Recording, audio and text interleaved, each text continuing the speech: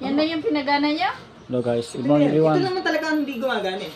Ayan na. Ito lang yung talaga eh. Gumagana yung sa labas. Dilaba namin yung kalmotor Ayan na. Hindi. sa taas. Ayan. Ang lumabas ay, ano sakit yan? EO kasi wala namang acid din eh. Oo. Magkakaroon ng E0. error again. E0 yan, E0. Zero. Sa ano yung communication doon papunta doon sa kabila yan. Kasi walang kuryente. So ngayon may kuryente na yan. Sukatan natin ng voltage. Na.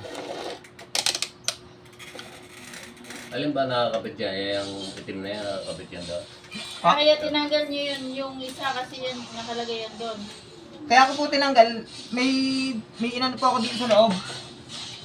May sensor po kasi yan Ah, na nagpapatakbo. Bibigot yung panon eh. Hindi umiikot yung pan eh. Oo, ngayon. Na. Nalalaman na.